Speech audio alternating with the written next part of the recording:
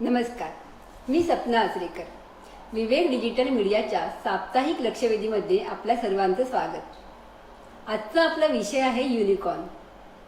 Unicorn म्हटलं की आपल्या डोळ्यांसमोर काय येतं?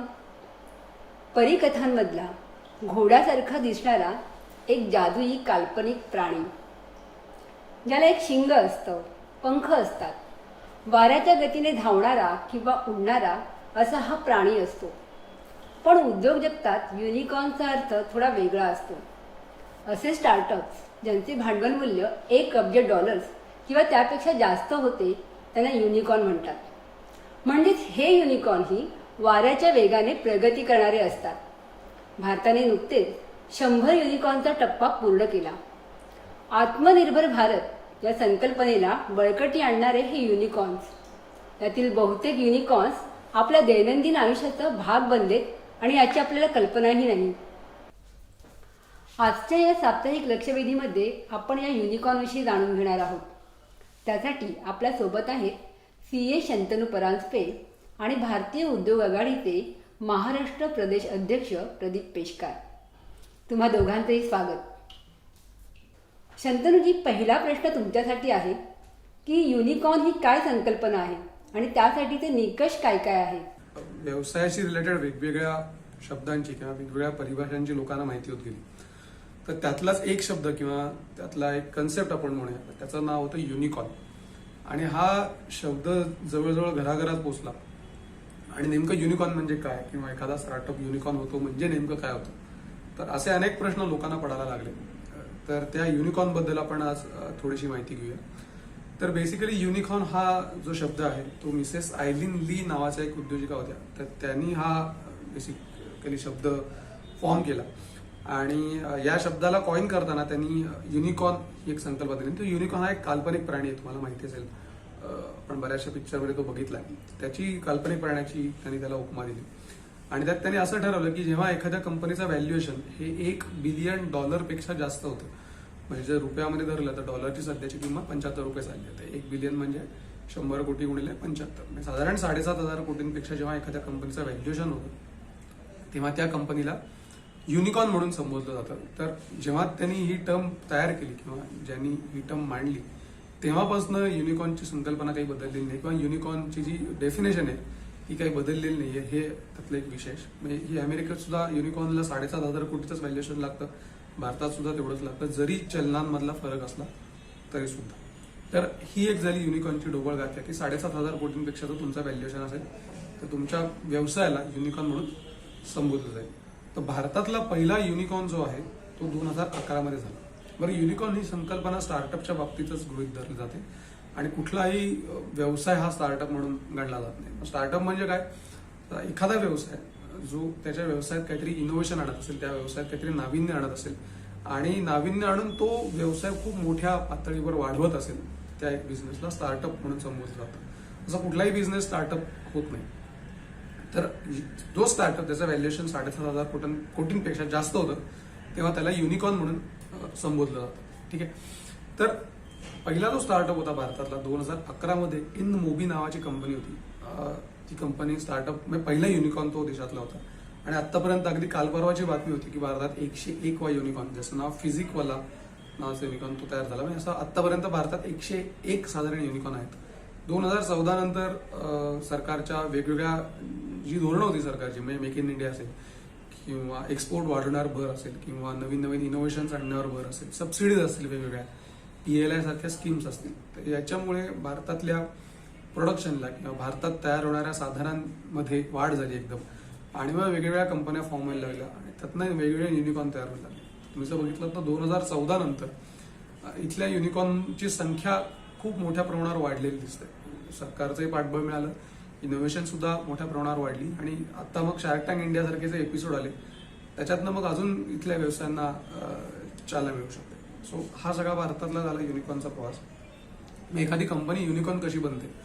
तर कुठल्याही कंपनीमध्ये जर फंड रेझिंग करायचं असेल तर काही महत्त्वाचे राऊंड्स असतात. उदाहरणार्थ पहिला राऊंड असतो तो सीड कॅपिटलचा असतो. म्हणजे तुमची व्यवसाय अगदी छोटा असताना त्यात कोणीतरी येऊन तुमचे घरचे असतील, नातेवाईक असतील, मित्र असतील, हे काही त्यांचे पैसे गुंतवतात, त्याच्या बदल्यात तुम्ही त्यांना काही कंपनीचा शेअर देतात. त्यानंतर पुढचा एंजल इन्व्हेस्टिंग असतो, मग seed 1, seed A, B, C, D असे अनेक वेगवेगळे इन्व्हेस्टमेंटचे राऊंड्स घेतले जातात आणि त्या राऊंड्समधनं टोटल कॅपिटल रेज केलं जातं आणि एकंदर बिझनेसचं व्हॅल्युएशन केलं जातं. त्या व्हॅल्युएशन जर तुमचं 7,500 कोटींपेक्षा जास्त जेव्हा होतं तेव्हा तुमची कंपनी ही युनिकॉर्न म्हणून गणली जाते. शंतनूजी, भारताने नुकतेच 100 युनिकॉर्नचा टप्पा गाठला आहे.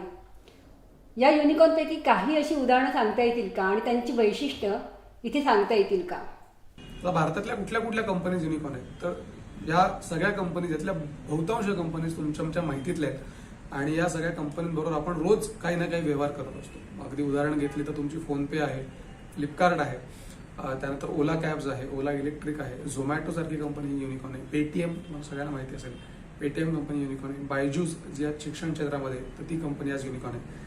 तर युनिकॉर्नच्या बाबतीत जर बघितलं तर एक लक्षात येतं की वेगवेगळ्या क्षेत्रातल्या या सगळ्या कंपनीज आहेत, कुठल्याही एका क्षेत्रात ती कंपनी नाहीये. परंतु यातल्या ज्या मॅक्झिमम कंपनीज आहेत त्या टेक्नॉलॉजी रिलेटेड कंपनीज आहेत, म्हणजे ज्या कंपनीज त्यांच्या व्यवसायामध्ये टेक्नॉलॉजीचा वापर करतात अशा कंपन्यांची वाढ खूप मोठ्या प्रमाणावर होते आणि या सगळ्या कंपनीज खूप मोठ्या प्रमाणात आपला व्यवसाय वाढवू शकतात किंवा त्याला स्केल करू शकतात असं म्हणतात.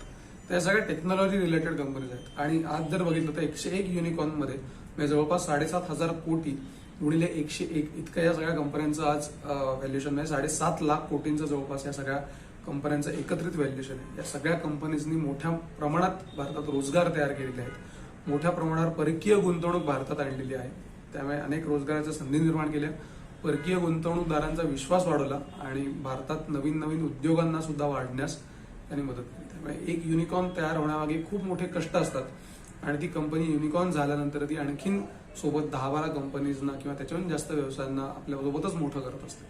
त्यामुळे भारतात जितके जास्तीत जास्त युनिकॉर्न होतील तितकं भारताचं भविष्य उज्ज्वल आहे असं म्हणायला हरकत नाही. तर भारत सध्या जागतिक क्रमावर 3ऱ्या क्रमांकावर आहे युनिकॉर्नच्या बाबतीत.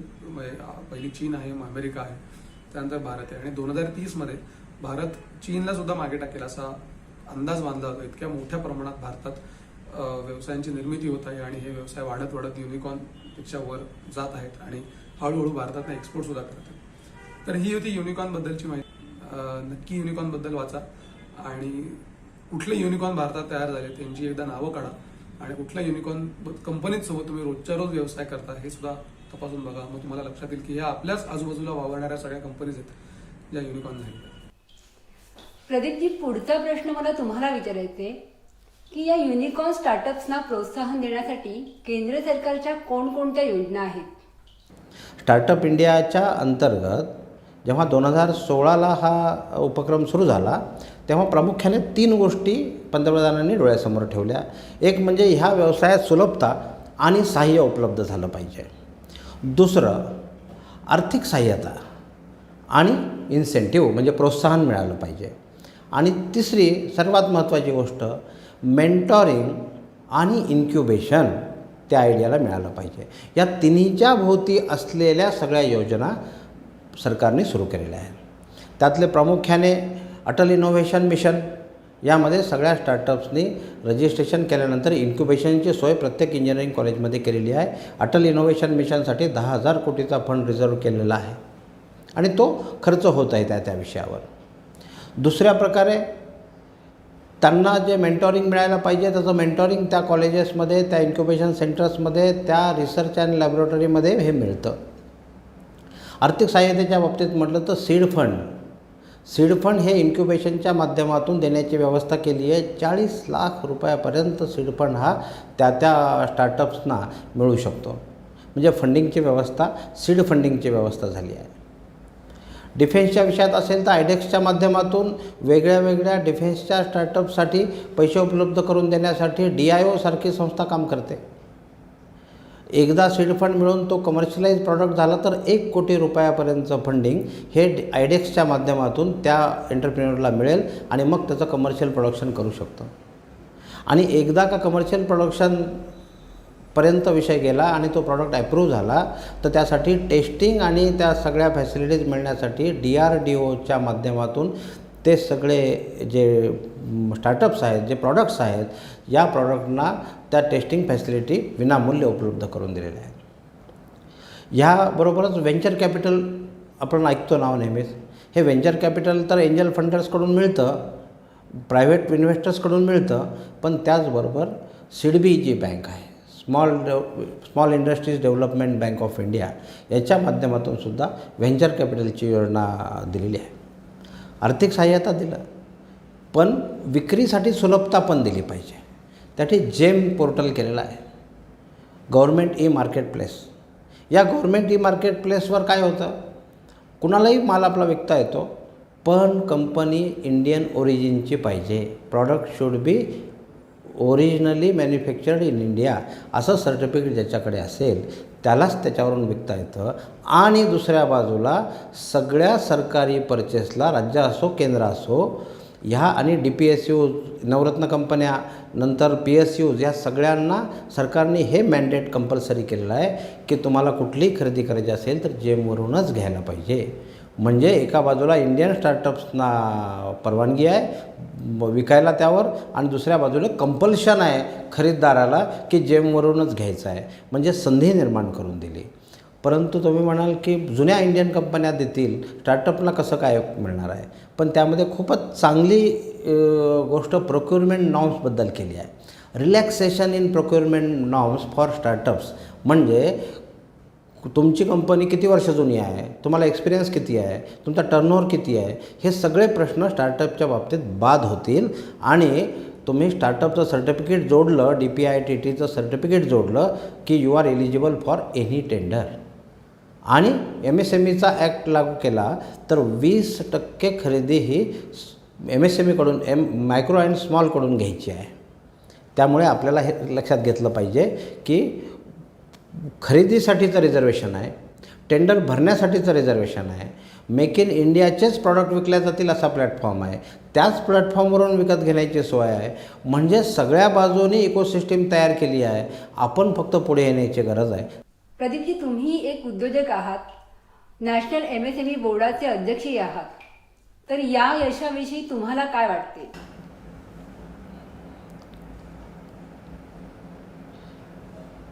हा तुम्ही एकदम चांगला प्रश्न विचारला की ह्या यशाबद्दल काय म्हणतो. हे यश संपूर्ण भारताचं आहे. हे यशाचं सर्व श्रेय ह्या स्टार्टअप्सच्या इनोव्हेटर्सला आहे. या यशाचं पूर्ण श्रेय हे आदरणीय पंतप्रधान माननीय नरेंद्रजी मोदी यांच्या व्हिजनला आहे. आणि हे जर का व्हिजन सक्सेस होताना दिसतं आहे तर आपल्याला भारत विश्वगुरू होण्यापासून कोणीच रोखू शकत नाही. तुम्ही म्हणाला स्टार्टअपवर बोलतो आहे आणि विश्वगुरूचा काय संबंध? कारण अमेरिका आणि इंग्लंड आणि अनेक प्रगत देशांच्या पेक्षाही जास्ती गतीने आपल्या प्रदीपजी, तुम्ही एक उद्योजक आहात, नॅशनल MSME बोर्डाचे अध्यक्षही आहात, तर या यशाविषयी तुम्हाला काय वाटते?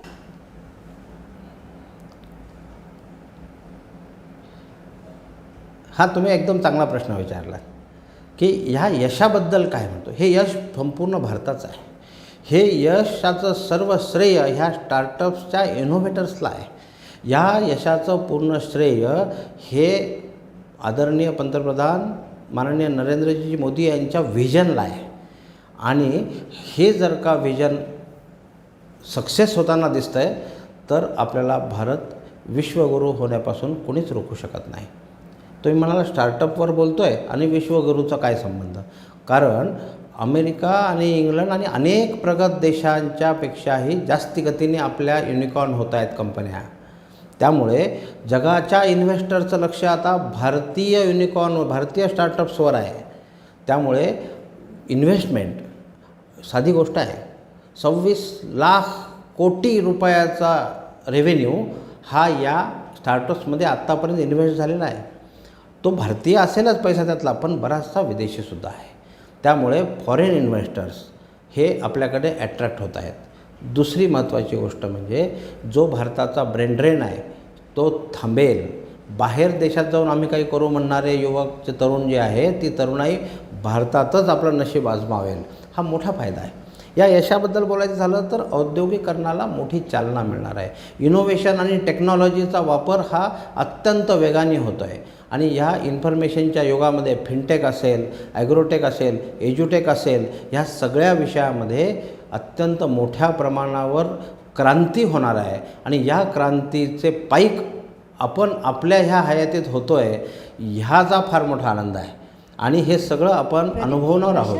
काही वर्षातच आपल्याला असं लक्षात येईल की अनेक गोष्टी आपण जसं आता आर्थिक जो बदल झालेला आहे, ऑनलाईन पेमेंट, UPI पेमेंट आणि ह्या सगळ्याचा त्याचा जो परिणाम आपल्याला लक्षात येतो आहे, तसाच परिणाम ह्या इतर सगळ्या गोष्टीतसुद्धा आपल्याला लक्षात येईल. त्यामुळे मला असं वाटतं की उद्योजक म्हणून भारताचा GDP वाढताना जसं प्रोडक्शनचा विचार केला जातो त्याच्यातला आहे, पण सर्व्हिस GDP हा जास्ती आहे. यामध्ये सर्व्हिस सेक्टरचा GDPसुद्धा खूप मोठ्या प्रमाणावर वाढण्याचं कारण ह्या युनिकॉर्न ठरतील आणि मोठा रोजगार निर्माण होईल. आणि रोजगार हा सेवा उद्योग क्षेत्रात वाढतोच. त्यामुळे यामध्ये रोजगार निर्मिती आणि स्वावलंबी भारत होण्याच्या दृष्टीने, एका अर्थाने आत्मनिर्भर भारत होण्याच्या दृष्टीने फार मोठं पाऊल याला म्हणता येईल. प्रदीपजी, अशा इनोव्हेटिव्ह उद्योग क्षेत्रात भारताचं भविष्य काय असेल असं तुम्हाला वाटतं? हे बघा, तुम्हाला सांगतो, भारताच्या भविष्याबद्दल आपल्याला चिंताच करायची आवश्यकता नाही आहे. याचं कारण असं आहे की आज टेक्नोक्रॅट, सायंटिस्ट, तरुणाई, इंजिनियर्स आणि हे सगळेच्या सगळे माननीय मोदीजींचे फॅन झालेले आहेत. याचं कारण असं आहे की विजनरी नेता आपल्याला अनेक वर्षानंतर भारताला मिळाला आहे. जगाचं नेतृत्व करणारे आमचे पंतप्रधान असताना भारताच्या भविष्याबद्दल चिंता आपल्याला करायचीच आवश्यकता नाही. परंतु भारताचं भविष्य पुढच्या दृष्टीने काय राहील तर जग भारताच्या स्टार्टअप्सकडे आदराने बघायला लागेल. दुसरा विषय म्हणजे युनिकॉर्नची अशीच जर स्पीड राहिली तर जगाची इन्व्हेस्टमेंट संपूर्ण भारताकडे आकर्षित होईल आणि अशांतता जी जगामध्ये इतर ठिकाणी दिसते, आर्थिक क्रायसिस दिसतात, ह्या सगळ्याला उत्तर म्हणून भारताची स्थिर इकॉनॉमी आणि वाढणारं प्रगतिशील असलेलं वैभव ह्याचं जग आपल्याला त्याचा सलाम करेल. आणि विशेष म्हणजे आपण आत्ता पाहतो की ज्या मोठ्या कंपन्या आहेत, सगळ्या IT मधल्या आहेत, टेक्नो लाईनच्या आहेत, या सगळ्या कंपन्यांचे CEO असतील, प्रमुख ऑपरेटर्स असतील, हे सगळेचे सगळे भारतीय आहेत. त्यामुळे आपल्याला ह्या सगळ्या कंपन्यांना शह देण्याचं काम भारतीय कंपन्या करायला लागतील आणि एक दिवस अशा उजाडेल की या सगळ्या कंपन्यांवर वर्चस्व भारताचं राहील. मला वाटतं की हे खूप मोठं उज्ज्वल भवितव्याची दिशा आहे. शंतनूजी, प्रदीपजी, तुम्ही दोघांनी इथे येऊन ही खूप महत्त्वाची माहिती आम्हाला दिलीत. त्यासाठी तुम्हा दोघांचेही मनापासून आभार. आजचा हा कार्यक्रम तुम्हाला कसा वाटला हे कमेंट बॉक्समध्ये आम्हाला नक्की कळवा. आणि साप्ताहिक लक्षवेधी आणि विवेक डिजिटल मीडियाचे असेच कार्यक्रम पाहण्यासाठी साप्ताहिक विवेकच्या फेसबुक पेजला लाईक करा आणि YouTube चॅनलला सबस्क्राईब करा. धन्यवाद. प्रखर राष्ट्रवादाची परखड अभिव्यक्ती, साप्ताहिक विवेकची हीच रीती. विषयाचं नाही त्याला बंधन, ध्यास एकच समाज प्रबोधन. या अमृत महोत्सवी विचार यात्रेत डिजिटली सहभागी व्हा. विवेकची वेबसाईट, फेसबुक पेज आणि YouTube चॅनल आजच लाईक करा, शेअर करा, सबस्क्राईब करा.